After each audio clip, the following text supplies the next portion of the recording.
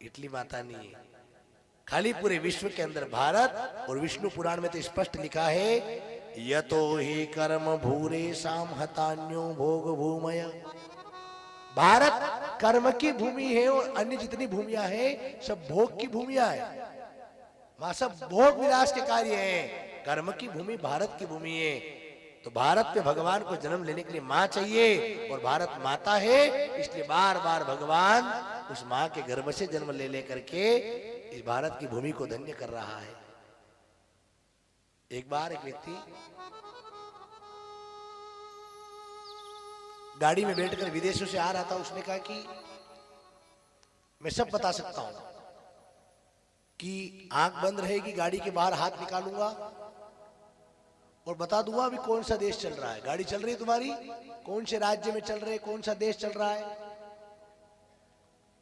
व्यक्ति अमेरिका से गाड़ी में बैठा, आंख में पट्टी बांधी, हाथ गाड़ी के बाहर निकाला और एकदम मंद मंद ठंडी ठंडी हवा आने लगी। उसने तुरंत कह दिया शायद ये अमेरिका है। लोगों ने कहा आपको कैसे पता चला, आपने आंख पट्टी बांध रखी। और आगे निकले, गरम गरम गरम गरम हवा लगी। उसने कहा शायद रेगिस्तान तो नहीं आ गया। बोले बिल्कुल आप सही साइड से चल रहे हो। और थोड़ा सा आगे निकले, ने चलती गाड़ी में उसने कहा शायद पाकिस्तान आ गया है। तो रेगिस्तान पाकिस्तान दोनों बालूरेत उड़ती है, कैसे पता चला आपको कि पाकिस्तान आ गया। उसने कहा चालती गाड़ी में थी घड़ी गायब, मतलब पाकिस्तान तो नहीं आई गई। हमारे हाथ भारतीय गाड़ी मिलियो में और चालती गाड़ी में थी घड़ी गाड़ी थी हाथ में थी, मतलब मन लगे तो पाकिस्तान में साल रहा बारह पड़े। और आगे गाड़ी बढ़ी, जैसे ही भारत की सीमा लगी और भारत की सीमा लगी, कण कण में माहौल भक्ति का समझ गया, शायद हम हिंदुस्तान में आ गए। हिंदुस्तान में कैसे पता चला। बोले हिंदुस्तान की माटी का तो एक एक सौगंध मुझे इस मिट्टी की, मैं देश नहीं झुकने दूंगा, मैं देश नहीं झुकने दूंगा, मैं देश नहीं मिटने दूंगा। सौगंध मुझे इस मिट्टी की, मैं देश नहीं झुकने दूंगा। सब सम्मान होगा, देश के साथ में किसी प्रकार की कोई अभद्रता। सज्जनों, भारत के अंदर आए हो तो भारत की गरिमा को बनाकर जाना, भारत की महिमा को बनाकर जाना। और जितने भी टूटे फूटे मंदिर है, मैं आपके माध्यम से देश के प्रशासन से और मेरे देश के यशस्वी राजा से मैं निवेदन करूंगा कि राम मंदिर बनाया आपने, और थोड़ी सी नजर चित्तौड़ के किले पर भी मार देना। वहां भी टूटे फूटे बहुत मंदिर है। सरकार हमसे 100 रुपया ले लेकर के पर्यटक स्थान बना रखा है। देखो क्या देखो वहां जाकर, टूटे फूटे मंदिर, टूटी फूटी मूर्तियां। उन मूर्तियों को देखकर लगता है, ग्लानि होती है कि हम हिंदू हैं। एक तरफ तो अयोध्या में विशाल राम मंदिर बन रहा है, एक तरफ सरदार पटेल की बड़ी बड़ी स्टेच्यू ऑफ मूर्तियां लग रही है, एक तरफ सूर्य कोणार्क मंदिर तोड़ फोड़ रखा है, देवताओं के हाथ पैर तोड़ रखे हैं। वो जगन्नाथ मंदिर जिसके आसपास के शिखर तोड़ रखे हैं। वो नालंदा विश्वविद्यालय, जिस विश्वविद्यालय को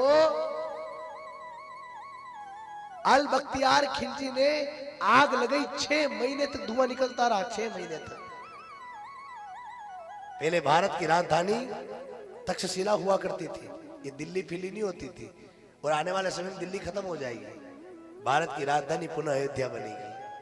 आने वाला समय युगों युगों जब बीत जाएंगे, कबीर की वाणी में कबीरदास जी ने लिख रखा है कि रहेगी सत्ता है वहां पर, लेकिन धर्म के आधार पर देश की सत्ता, धर्म की राजनीति के में देश की राजधानी दूसरी बनेगी। यहां तक लिख रखा है कबीरदास जी महाराज संतों की वाणी में, ये छोटे छोटे जितने देश है ना जो हमसे अलग हुए, ये वापिस भारत में विलय कर लेंगे आने वाले समय में। पूरे भारत का एक ही सत्ता का मालिक होगा, एक छत्र छाया के साथ में राज्य चलेगा, धर्म की ध्वजाएं लहरेगी। ये भारत सोने की चिड़िया है। इतना सोना था हमारे देश में, सब लूट लूट के ले गए।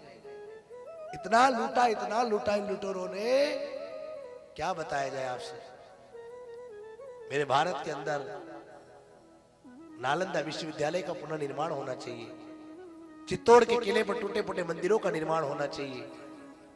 एक कथा मुझे याद आ रही है। नालंदा विश्वविद्यालय भारत खाली धन का ही देश नहीं, विद्या का महान देश भारत है। एक बार एक विदेश का व्यक्ति भारत में आया, और विदेश का व्यक्ति भारत में आया सज्जनों, तो विदेश के व्यक्ति ने पूछा कि इस देश का राजा कौन है? बोले आचार्य चाणक्य। मुझे उनसे मिलना है। बोले आपको तक्षशिला नालंदा जाना पड़ेगा, वहीं पर वो रहते हैं, वहीं शास्त्रों को लिखते हैं और देश की संस्था चंद्रगुप्त मौर्य के साथ में वही चलाते हैं। चंद्रगुप्त उनका निज शासक है। उनने एक गरीब परिवार से बच्चे को निकाल करके रगड़ रगड़ के शंकर बना दिया। उस बच्चे को भारत का सम्राट बनाया। धनानंद जैसे पापी राजा के शासन से प्रजा को मुक्त किया, और चंद्रगुप्त मौर्य जैसे महान तपस्वी धर्मात्मा शासक चंद्रगुप्त आचार्य चाणक्य ने भारत को दिया। विदेश का व्यक्ति गांव में आया सज्जनों, उस जमाने में गांव में कितनी नीति साफ थी लोगों की। आजकल तो नीति साफ नहीं है लोगों की। उस जमाने में सरसी जैसा गांव हुआ करता होगा, उस गांव में कभी पंचायत लगी होगी। विदेश का व्यक्ति जब आया, उसने देखा यार क्या चल रहा है? बोले पंचायत चल रही है। काहे की पंचायत हो रही है? बोले दो पक्ष में आपस में झगड़ा हो गया। ये राजा से अपनी बात कह रहे हैं, पंचों से अपनी बात कह रहे हैं। अंग्रेज आदमी खड़ा रह गया कोने पर, भारत की महिमा सुन रहा है। एक पक्ष से पूछा पंचों ने, आप कहो आपको क्या तकलीफ है? तो भारत का उस सोने की चिड़िया वाले भारत की बात बता रहा हूं। उस भारत के एक गांव के किसान ने एक आरोप लगाया कि राजन, हमने अभी कुछ दिन पहले इनसे खेत खरीदा, सामने वाले से, और खेत को जोतने गए तो खेत में से सोने का घड़ा निकला। और सोने का घड़ा निकला तो हम इनसे कह रहे हैं कि सोने का घड़ा आपका होगा, क्योंकि महाराज आपके खेत में से निकला, तो हम इन्हें सोने का घड़ा वापस दे रहे हैं, ले नहीं रहे। तो पंचों ने इनसे पूछा कि तुम्हें क्या दिक्कत है, ले लो घड़ा। तो पंचों ने कहा राजन, हमने वो खेत बेच दिया, इनको दे दिया, जो मुंह मांगे पैसे ने दिए। अब उस खेत में से सोना निकले कि कोयला निकले, वो हमारा है कि इनका है? वो तो इन्हीं का होगा, इनने पैसे दे दिए। बोले इनका है तो फिर ये बार बार आरोप क्यों लगा रहे, तुम ले लो। राजा ने उनको समझाया सही बात है, तुमने पैसे दे दिए तो वो खेत तुम्हारा है, और उसमें सोना निकले चाहे चांदी निकले। उनने कहा नहीं नहीं, ये धन हमारा है ही नहीं, हमने खेत के पैसे दिए राजा साहब, सोने के पैसे नहीं दिए, ये सोना इनका है। अंग्रेज ने कहा वाह रे भारत, काले गोरे का भेद नहीं, हर दिल से हमारा नाता है। भारत का रहने वाला हूं, भारत की बात बताता हूं।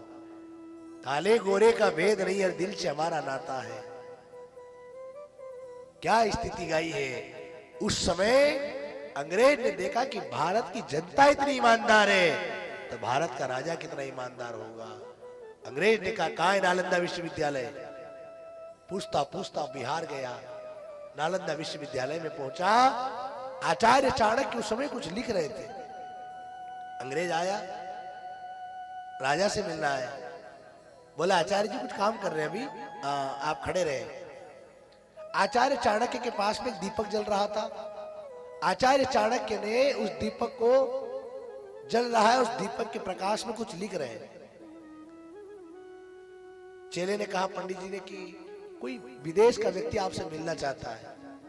तो आचार्य चाणक्य ने कहा 1 मिनट रुको, मैं अपना काम कर लूं फिर मिलता हूं, आप विराजिए, स्वागत है आपका। आचार्य चाणक्य ने काम पूरा किया और दीपक को बुझाया, और इधर एक दीपक और रखा था, उस दीपक को चालू किया। जी बोलिए, बैठिए, कहां से आना हुआ? मैं विदेश से आया हूं, भारत की महिमा जाननी थी मुझे, लेकिन मुझे एक बात समझ में नहीं आई, ये अभी आपने ये दीपक चल रहा था, इसको बुझाया, इसको चलाया, ये क्या है, मैं समझ नहीं पाया। तो आचार्य चाणक्य ने कहा देश का शासक ईमानदार होना चाहिए, देश का राजा ईमानदार होना चाहिए, और इस दिए में जो तेल भरा हुआ है ये प्रजा के पैसे का है, और प्रजा के पैसे का है। तो उस समय में देश का काम कर रहा था, इसलिए ये दिया जल रहा था। लेकिन अब जब तुम मेरे से बात करना चाहते हो तो 2 मिनट प्रजा का तेल कैसे जले, ये मेरी तनख्वाह का तेल है, इसमें प्रकाश करके अंग्रेज ने कहा वाह रे भारत, क्या तेरी महानता है। उस देश की यथा राजा तथा प्रजा। उस नालंदा विश्वविद्यालय के आचार्य चाणक्य ने ऐसे ऐसे ग्रंथों की रचना करी। अल बख्तियार खिलजी उस समय भारत का शासक था, बीमार हो गया। बीमार हो गया तो ब्राह्मणों ने बताया कि इनका इलाज करना है। इलाज करने के लिए खूब मशक्कत करी, अल बख्तियार खिलजी सही नहीं हो। नालंदा विश्वविद्यालय के आचार्य को बुलाओ। उस समय जो आचार्य रहे थे वो गए, बोले मैं तुम हिंदुओं के हाथ की दवाई नहीं लेता हूं। पंडित जी ने कहा कि सही भी करना है, मंत्री कह रहे सही करो, और ये दवाई लेने को तैयार नहीं है। ब्राह्मण थोड़ी देर बैठे और ब्राह्मण ने कहा, नालंदा विश्वविद्यालय के आचार्य ने, एक काम करो, हम आपको एक किताब देंगे, उस किताब को खाली आप पढ़ लेना। क्या कहा? खाली उस किताब को पढ़ लेना, पढ़ने में कोई हर्ज तो नहीं है? बोले नहीं। उन्होंने किताब लिखी और किताब अल बख्तियार खिलजी उस मुगल शासक को दी। अल बख्तियार खिलजी ने पूरी किताब पढ़ी और पूरी किताब पढ़ करके अल बख्तियार खिलजी सही हो गया। औषधि दी तो नहीं ले रहा था, किताब पढ़ने का बोला तो किताब पढ़ते ही बुखार खत्म, बीमारी खत्म। अब दिमाग खराब हो गया कि किताब पढ़ने से बुखार कैसे उतर सकता है।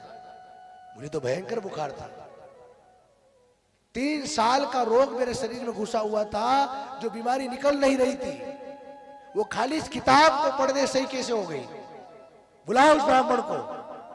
ब्राह्मण को बुलाया गया, बता क्या था तेरी उस किताब में जिससे मेरा बुखार चला गया। तो ब्राह्मण ने कहा, राजन हम ब्राह्मण है, ब्राह्मण का काम सबका मंगल करना है।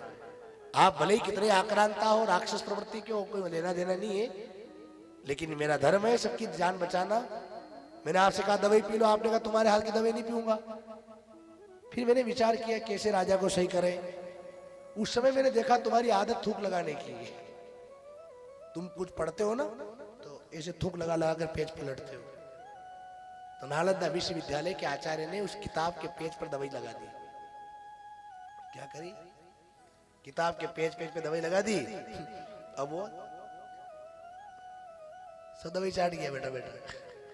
अब सब दवाई चाट गया तो वो सही हो गया। अल बख्तियार खिलजी ने विचार किया कि भारत के अंदर ये ब्राह्मण इतने चतुर हैं कि दवाई न पी तो पता ही नहीं चलने दिया और इन्हें दीवार किताब पे लगाकर चटवा दी। जब तक ये ब्राह्मण देश में रहेंगे और इनके शास्त्र रहेंगे तब तक भारत कभी डूब नहीं सकता।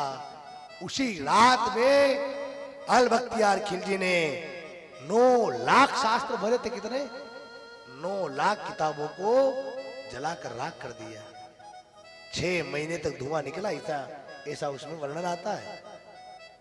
उसी की एक किताब चाइना के 2 बच्चे निकाल के ले गए थे, जिसके अंदर नए नए औद्योगिक व्यापार कैसे हो, नई टेक्नोलॉजी से कोई मशीन का निर्माण कैसे हो। आचार्य चाणक्य का बहुत बड़ा ग्रंथ था, कम से कम 2 क्विंटल वजन का होगा। इतने बड़े ग्रंथ को जो देखा कि सारे शास्त्र जल रहे हैं। उस समय भारत विश्व का गुरु था, दूर दूर से बच्चे पढ़ने भारत में आते थे। नालंदा विश्वविद्यालय के 2 बच्चे चाइना के थे। दोनों बच्चे किताब चुरा कर भाग रहे थे। एक नाव में जाकर बैठे और नाव में जाकर बैठे, नाव चलाने वाले ने कहा समुद्र में तूफान उठा है, नाव डूब जाएगी, किताब भी जाएगी, तुम भी जाओगी। बच्चों ने कहा किताब को बचाने के लिए क्या करना पड़ेगा? किताब को फेंक दो समुद्र में, तुम चलो चाइना छोड़ दो। उन्होंने कहा बड़ी मुश्किल से किताब हाथ लगी हमारे, इस किताब को थोड़ी फेंक सकते, तो वजन कम करना पड़ेगा, कुछ भी करो मैं नहीं जानता हूं। दोनों बच्चों ने कहा हे बल्लार नाव चलाने वाले, एक काम कर, हमारी ये किताब ले जा करके तू मेरे देश चाइना पहुंचा दे। वजन कैसे हल्का होगा नाव का? दोनों बच्चों ने कहा दोनों बच्चे यही समुद्र में अपनी कुर्बानी दे रहे। दोनों बच्चे चाइना के समुद्र में कूद गए, मौत को स्वीकार कर लिया। वो किताब आज भी चाइना में। ब्राह्मणों को पता चला कि अल बख्तियार खिलजी शास्त्र जला रहा है। सारे ब्राह्मणों ने वेदों को कंठस्थ कर लिया। अब कैसे जलाएगा तू? वो केड़ी करसाड़ा रे जुड़े जाके भी ब्राह्मणा रे कंठे जाके, जो ब्राह्मण किताब पर दवाई चटवा सकता है उन सारे ब्राह्मणों ने वेदों को, पुराणों को, शास्त्रों को कंठस्थ कर लिया और आने वाले समय में आज फिर वही किताबें भरी पड़ी है। कुछ किताबें थी जो आचार्य चाणक्य की, वो निर्माण नहीं हुआ, कुछ नीतियां आज भी है, कुछ जल गई। तो देश के शासक से मैं कहना चाहूंगा, जितने मंदिर टूटे हैं, जितने, इन सबका आपको पुनः निर्माण करना है और निर्माण करके भारत के अंदर भारत को पुनः विश्व का जगतगुरु स्थापित करना है।